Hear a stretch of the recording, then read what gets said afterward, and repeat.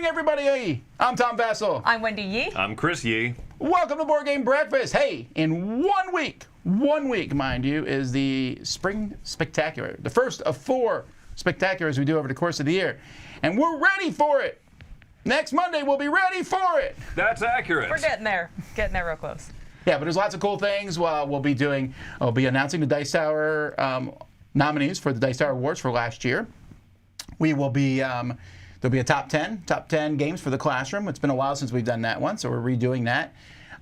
There's a lot of games being played. We'll have a list up, or the list already is up, I think, of the various games being played. Fan favorite, Shoots and Marbles.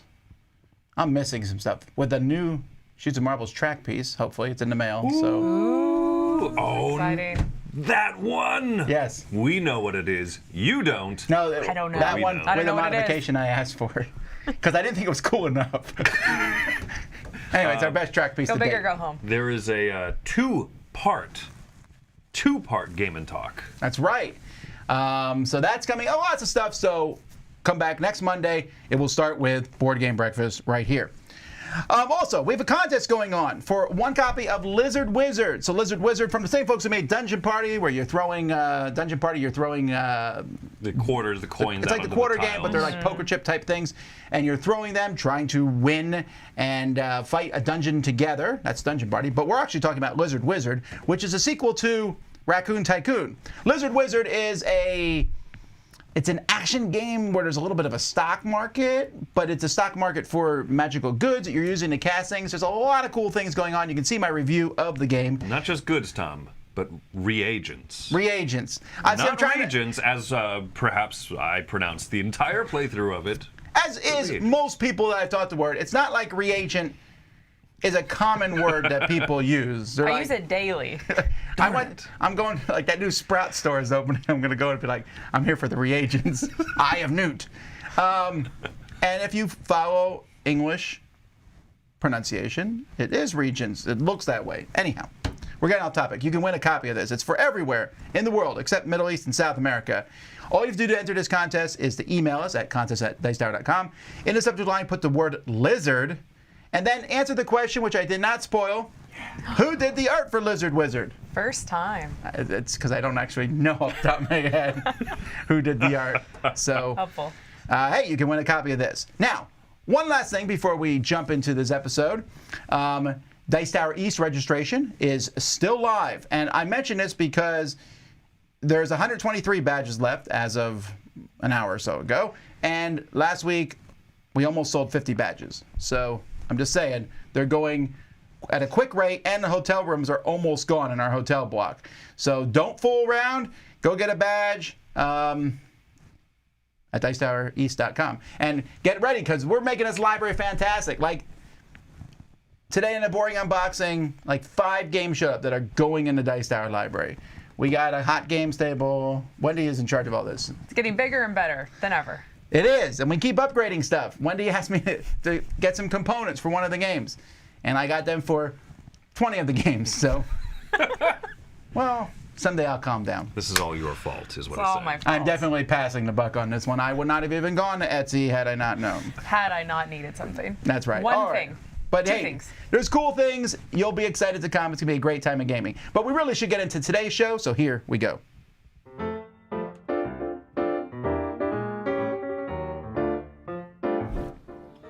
Hi, it's Tarrant. And Stella here from Meeple University. Today we're going to talk about Wonderland's War. Now, think of Quacks of Quedlinburg in battle. Right, Tarrant? Pretty much. It's more complex than that, but Yeah, a few steps. certainly that was the overwhelming first feeling I got when hearing the rules for this game. You collect the chips, put in the bag, and then you draw bags when you do the battle. So you collect the chips by going into a drafting, get the cards, and you collect your power, you gather your power, and then you do battle in one of the 5 realms, one at a time. Indeed. How do you think about this game? I think what was really nice for me about this game was that there were a lot more different paths and valid paths to victory Indeed. than initially might appear on the surface. And we've played with many players trying to win a lot of battles. I've played where I pretty much ignored the battles and just tried to fulfill quests, and I missed a couple of quests by that much, but had I got them, I'd have been very close. I've seen people go for a lot of upgrades and have that really hurt them in battles, or get benefit out of it. So yeah, there's a lot of good balancing acts here. Indeed. Firstly, this plays 2 to 5 players. We play 5 players. There's 2 players rule variants, but as Taryn said, quest was your thing, and mine was trying to win battle at the last round, the 3rd round, which usually give you the most points. If you see here, like this one, 12 points. So 4, 4, and 12. So yeah, there's a lot of things to like about this game, including the art. That's it. Thanks for watching.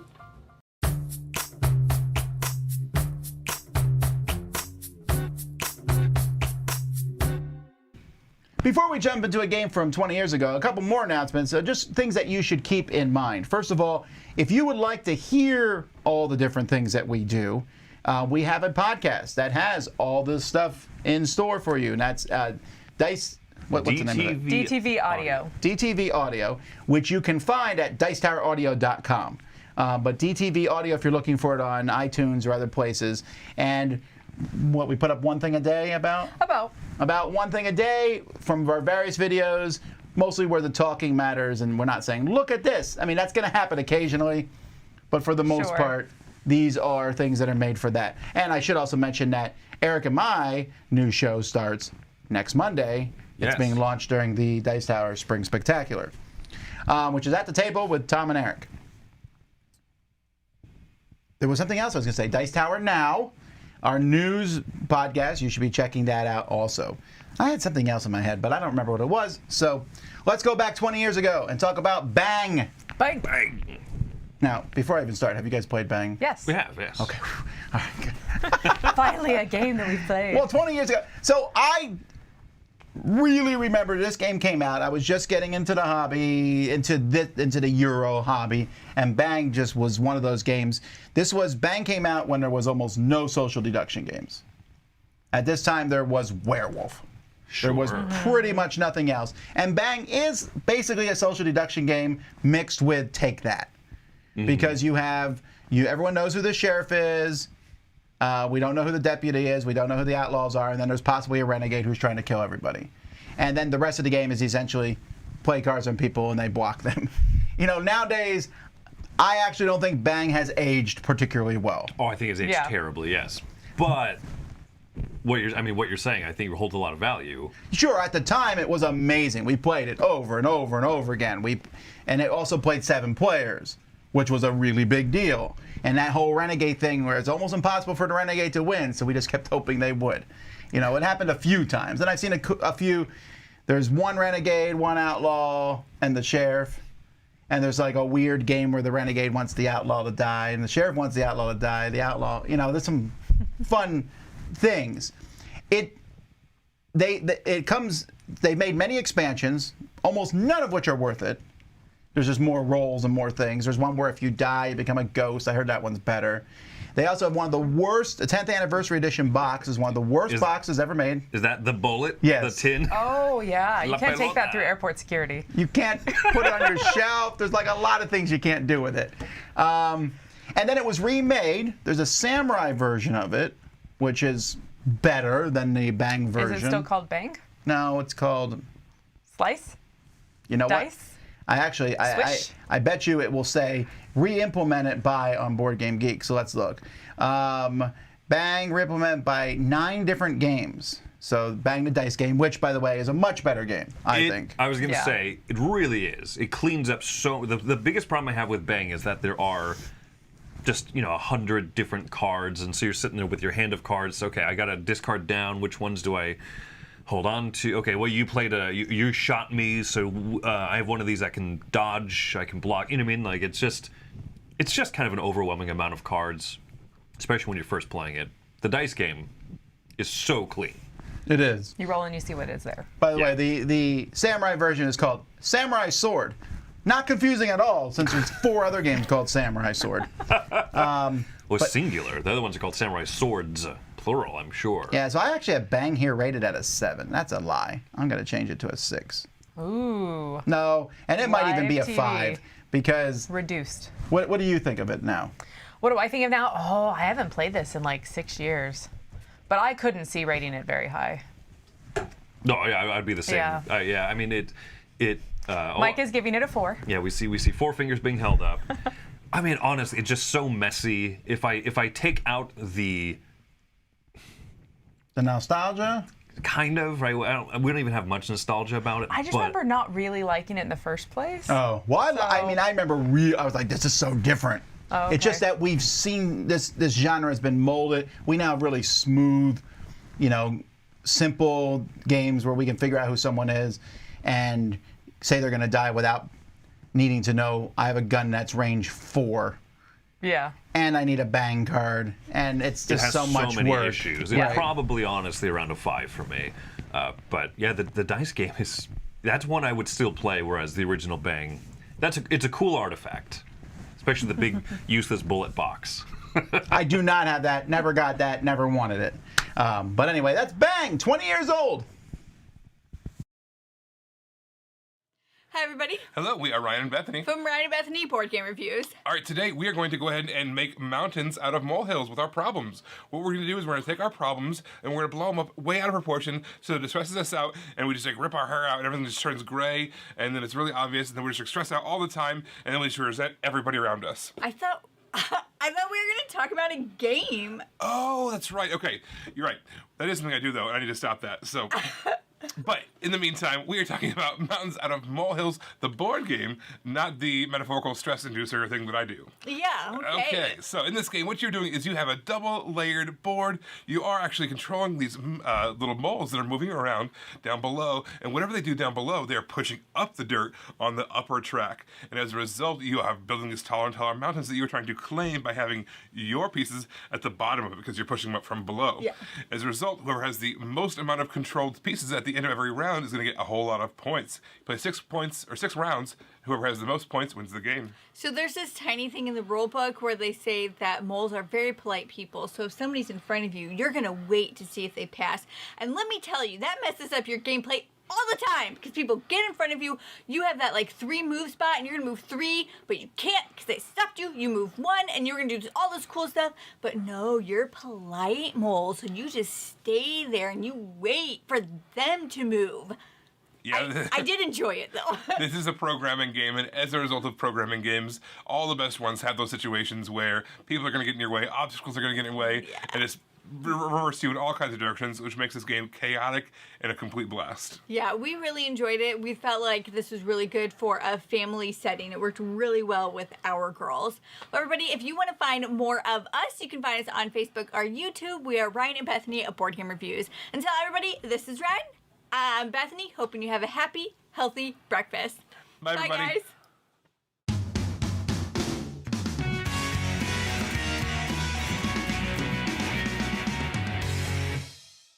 Hey there everyone, it's Jen, the board game librarian, flipping some pages and pushing some cubes in my segment from the page to the table, where, as you know by now, I pair books and board games together, and I just want you to read. Read. This week we're going to take a look at an ultimate classic with Three Musketeers by Alexandre Dumas, this classic tale of swashbuckling romance, historical fiction, and just a rousing good time too. When you think of this book, I think you think fun, adventure, unlike kind of Monte Cristo, which is revenge. I mean, I just think of this book and I think swords, swordplay, fencing, and just lots of fun. A fun, really super fun book. A classic. So this is a kind of a little gem of a game that I heard about called Gascony's Legacy by Lynn Vander Studios. 1 to 4 players, 60 to 90 minutes, ages 14 and up, where you get to live in the world of Three Musketeers. It's quite brilliant. It's a cooperative game where you can go through different scenarios basically from the book and have a bunch of different adventures. It's a dungeon crawler, so you're kind of going along, defeating enemies. But to me, some of the best parts of this game are that, you get to kick buckets, you get to land and jump and land on furniture, you get to have tons of sword fights. So it really captures the essence of Three Musketeers. And it has a pretty easy entry of learning the game too. It wasn't very difficult to learn. Artwork is, I think, super on point. And it's cooperative too, because I think if you're playing Three Musketeers, you want to be cooperative.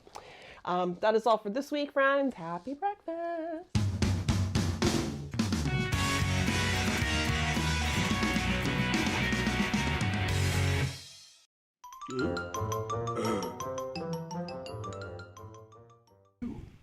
All right, what's coming from the Dice Hour this week? Well, in 45 minutes, Z is doing What's Happening, and I'll be doing a live Q&A at noon.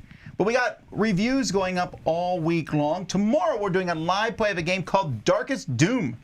Chris will be teaching that. It's a big, giant game about, what is the theme of it?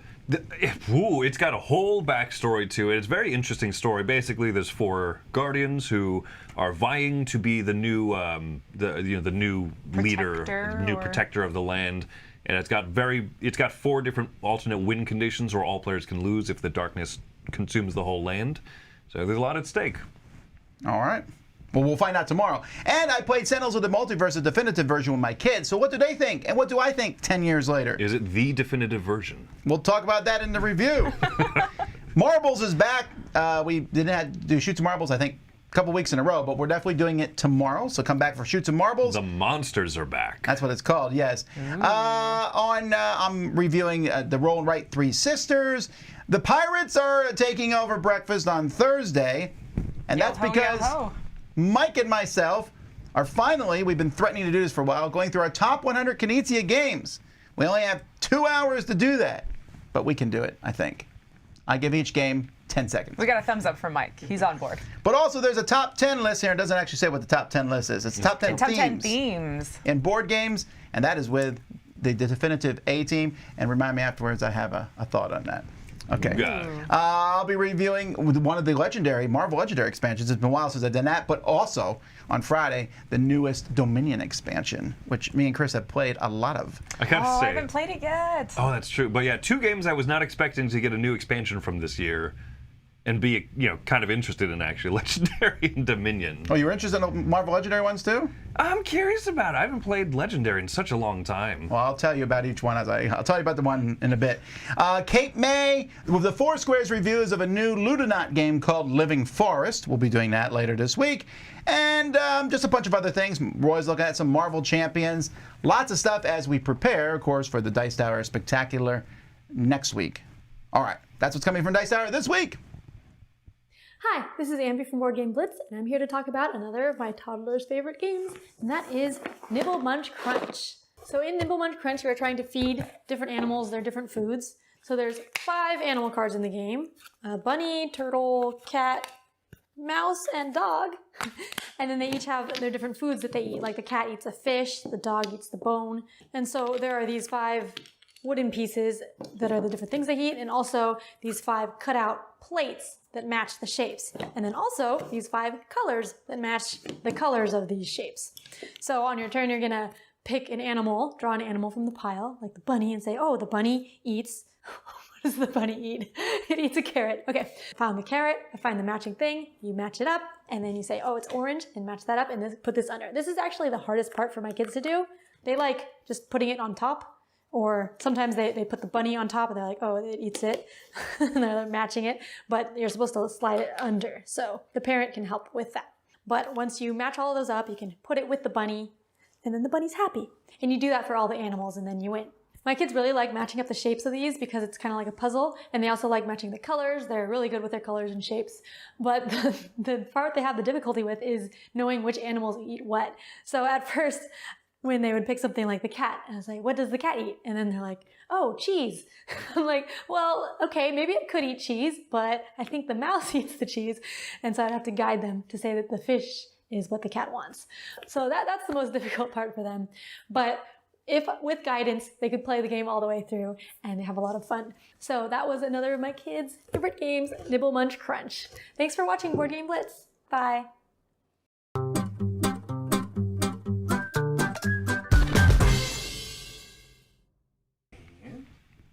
Tom, you don't have to doff your hat. Oh, you're right. Because you're not thinking. Put that back on. My big brain, as the kids say, big brain energy over here is going to be talking about repurchasing games. Tom, have you ever sold off a game and then purchased it purchase another copy of it later on.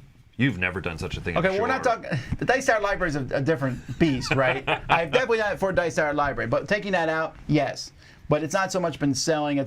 There's often been trading involved to do such things. Okay. Yeah. So one of the things that Wendy and I, not to say prided ourselves on, but we've sold off games. We believe in definitely just calling off games if they're not getting played anymore. If they just, sometimes you played a game out, you've fallen out of love with it.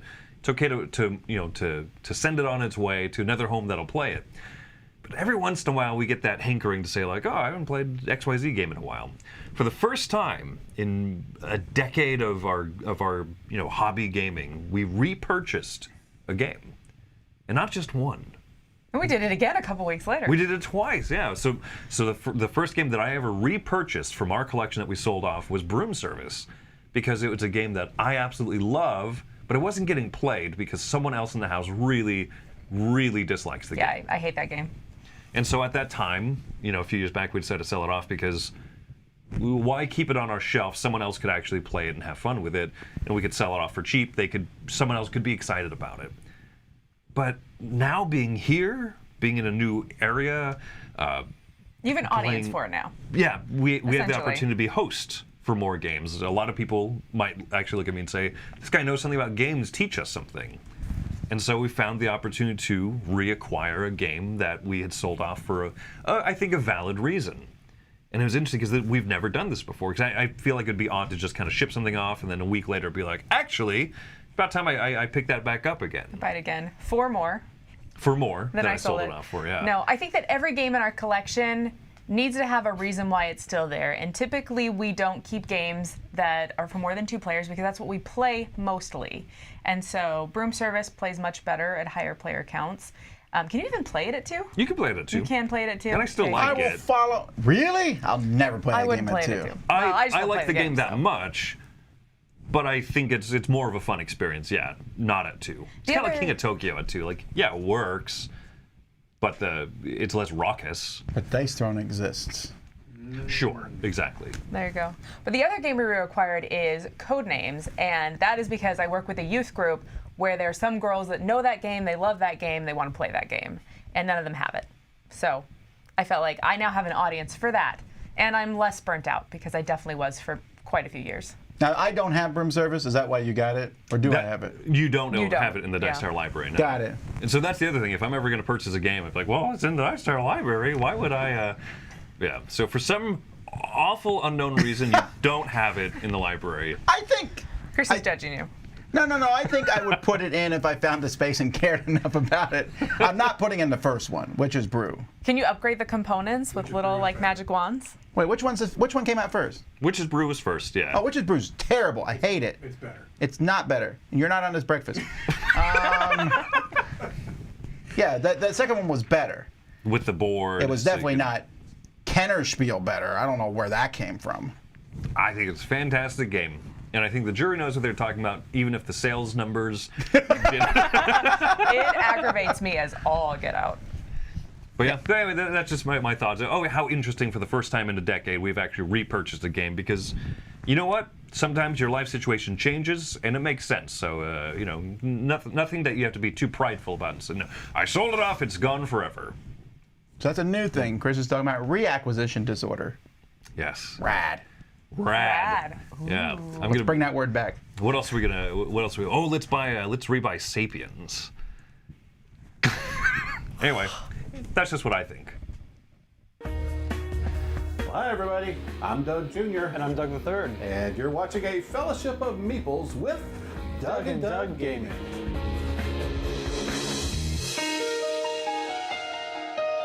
Well, today we're going to continue our discussion about some dirt cheap games. Yeah. So this is a game that I picked up at Game Nerds when they had a daily sale, and I do believe it was $5.99, so it fits the criteria. Yeah. But it is called Spectral Rails. Oh my goodness. Yeah, kind of a ghostly train theme, which is Yeah. kind of cool, actually. It's a lot like Ticket to Ride in that you are Transporting souls Exactly. from like state to state. lost souls that want to go back to their home cemeteries. Along the way, however, your train will leave these ethereal trails behind it, and you only have so many of these. Yeah. And then later, when somebody else moves, they can actually ride for free on your ethereal trails. It's like ectoplasm left over, and Yes, ether lines or something, Something like they that. call them. Of course, those are ethereal, so they do vanish after a while. Yeah. I took it to my game night, and these are some kind of more hardcore gamers. They did not care for it at all. Which is funny to me because spoiler alert, I'm not like the heaviest gamer. Oh. I have to be really, really comfortable with a heavy game before I'm willing to take it on.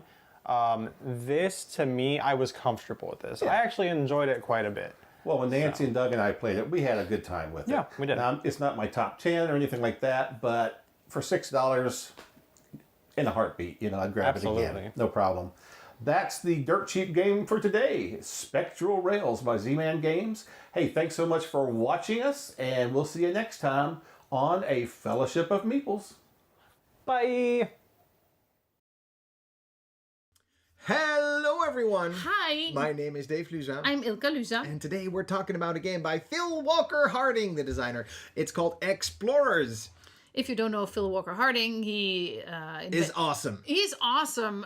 Bear Park is one of his most awesome. The gold and silver and gold and silver, whatever, something with gold and silver and whatnot. This is a flip and write, and it comes on a modular board. The game comes with 8 of these tiles, and you shuffle them and you turn them a bit so you can have them rotated as well, and then you put the tiles onto the board, and it looks like something like this. For example, every player starts with the same board, and when it's your turn, you take one of these tiles, you choose a terrain type, and the active player chooses one that he gets to cross off 3 times. Then the other players only gets to cross off 3 of the other terrain type, or you can choose to use the same one, but then you only get to do 2 crosses. Yes, and you get bonuses in different ways. The rules will tell you how. I just got an emerald. Woo, that's points. Shiny. And, because it's modular and different every time you're playing, you're trying to reach the temple as fast as you can. You need the keys for the temples first to enter the temples, otherwise you have to go around them. You want to surround your cities with crosses. You want to use, you want to collect goods, food. All in all, an awesome game. I have some issues with it, and I really don't know why. I think the name Explorer suggests something more than it is. It's a bit small and fiddly for me. I don't see really, really well.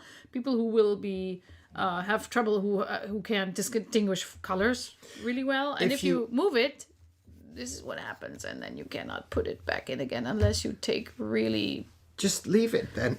I know, but I will move the games once in a while. I'm sorry. If you write your scores into... okay, now I can't get it back.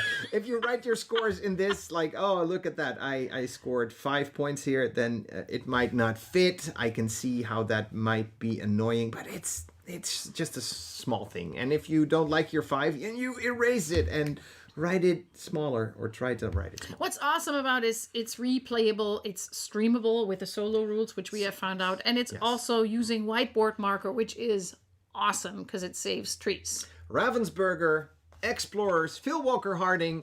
I like it. Ilka, not so much. My name is Dave Luza. I'm Ilka Luza, and I like this game. Bye, everyone.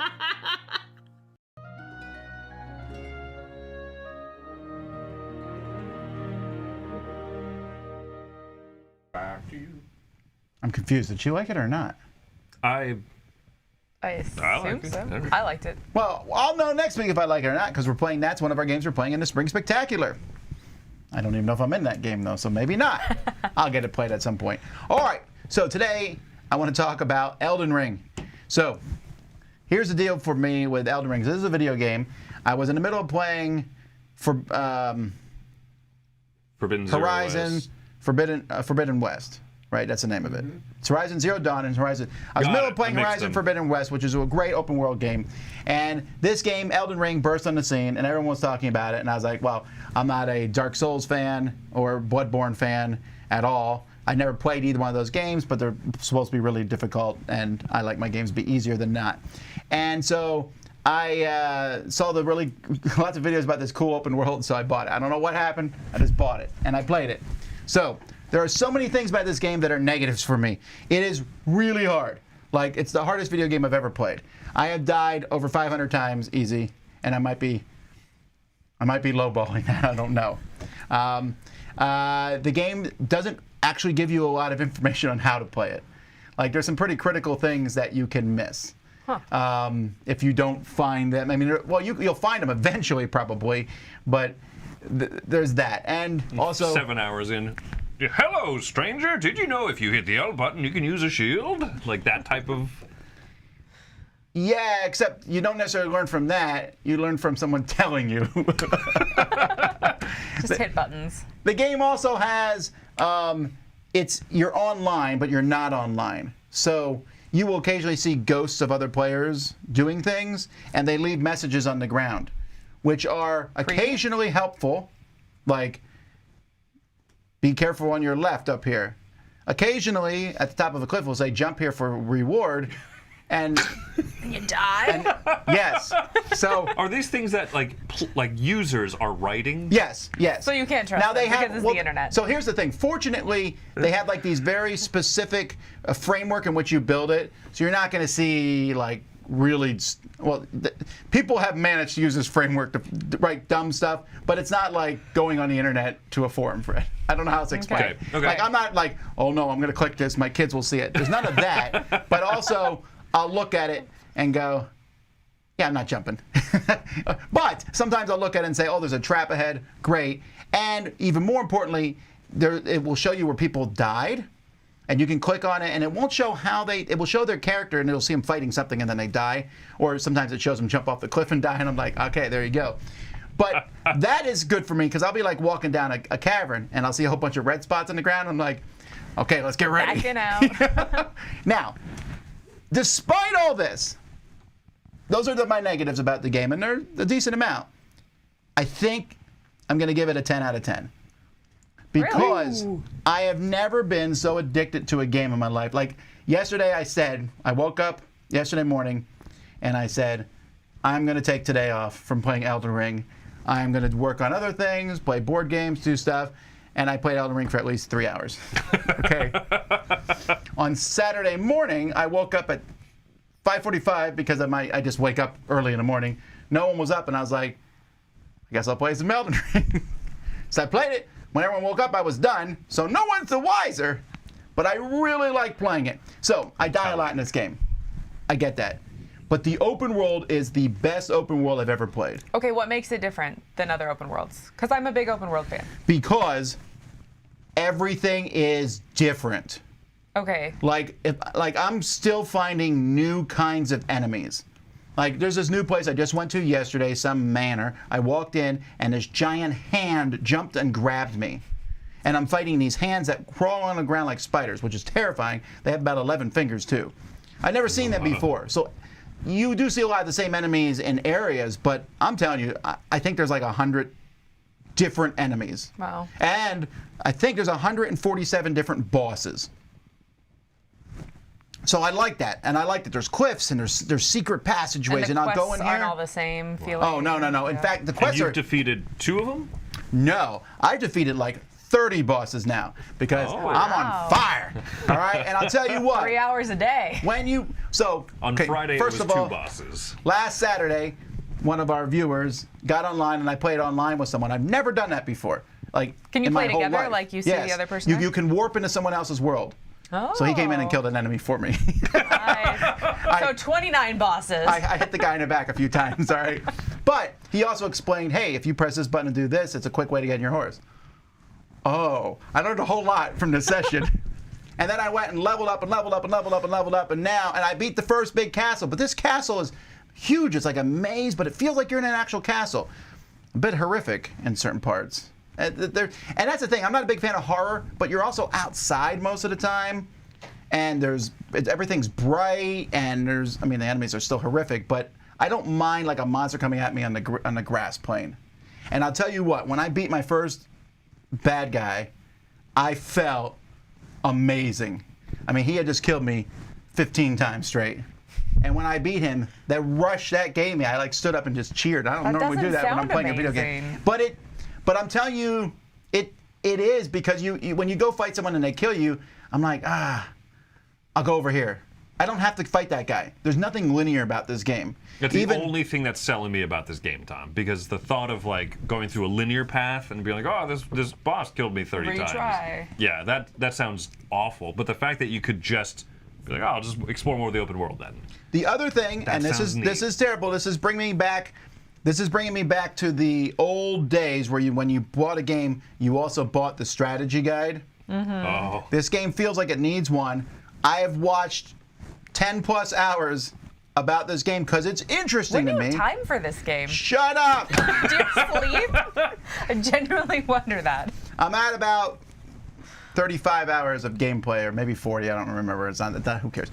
That's a boss So an hour you're almost. killing boss an hour. Yeah, it sounds like there's no game in this. I'm telling you though. It's not that hard. Like I'll read it and someone will say, well, this boss is weak to this. Or, if I can't beat somebody, or you go here to get this weapon, and there's like a gazillion weapons.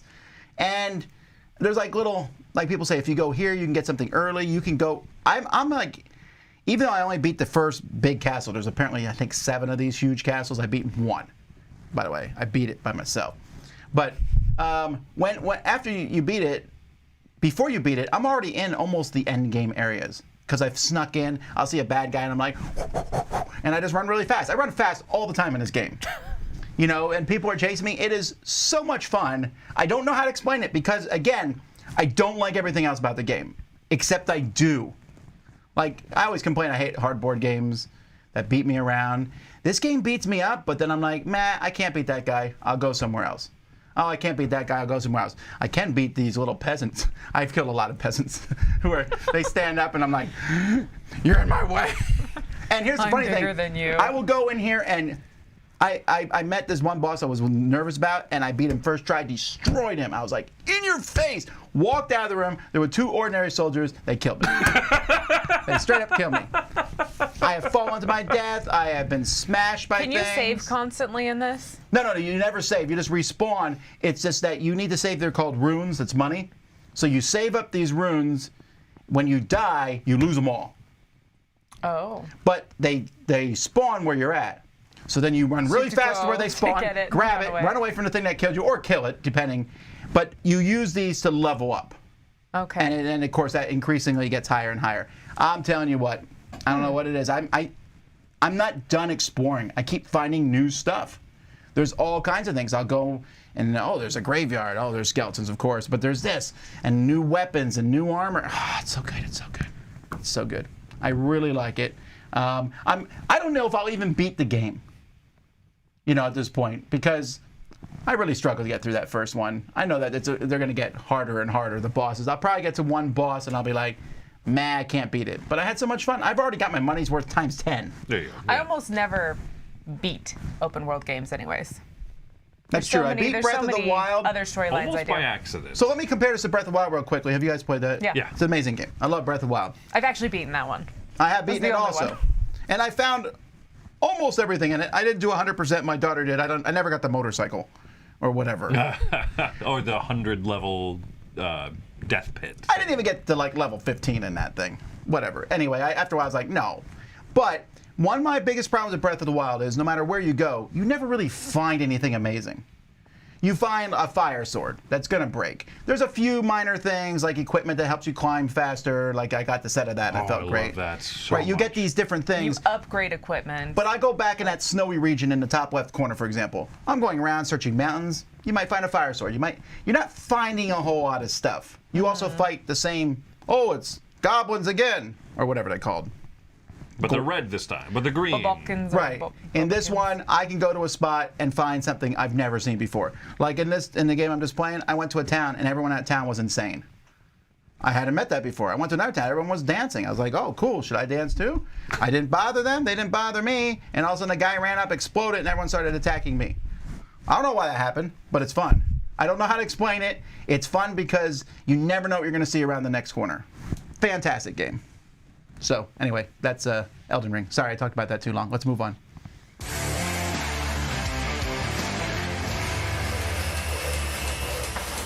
Good morning, everyone. Jeff from Tabletop Toolbox here, and I am jumping straight into my number 2 of my top 10 Things and Stuff from 2021. Now this one's going to be a little tongue-in-cheek. You see, it is a game, but it's not a game that came out last year. It's not even a game that I played for the first time last year. It's not even a game that I own. So what's this all about? Well, let me tell you. See, I think it's safe to say that my favorite game is Vindication by Orange Nebula. Here. There you go. Now, I played this game a couple times in 2020 and just twice in 2021, including at the Dice Tower Retreat with Mike DeLisio and the self-proclaimed scumbag himself, Chris Yee. But even that isn't what put this game on my list. No, see, it was November 13th of last year when my friend Chris invited me over for a gaming session with some of his other friends. And after a rather lengthy play of the game, I finally won Vindication. And not only did I win, but in a game where I've never seen points much above 95, I won with 142, 36 points over second place. It was a bit of a bloodbath. Now, I realize that putting winning my favorite game near the top of a list of the favorite things that happened to me in an entire year might seem a little braggadocious, but look, if you had just one shot, one opportunity, to win any game you ever wanted, would you capture it? No. No.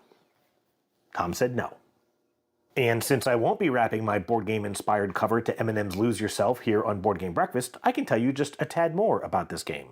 After we played in September, Mike DeLisio commented on a later Dice Tower video that Vindication is essentially a cube pusher, and on the surface that's true, but it's kind of like saying Dungeons & Dragons is a dice chucker, because you see, whenever I'm tasked with trying to describe this game, I simply have to refer to it as a board game RPG. I mean, you've got a party to build, attributes to strengthen, artifacts to collect, and so much more. It's a game that, frankly, I'll lose time and time again, because when you do win, it just makes you feel so... well, you know. My number one is next. I'll see you then. Cheers.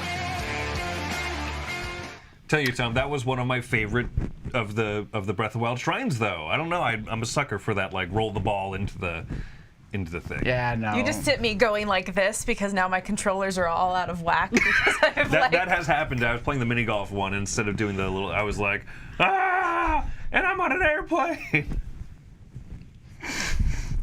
I once played from flying to Iceland. I played Breath of the Wild. I started over again. Got pretty far on the way to Iceland. I started over on Breath of the Wild like 3 or 4 times.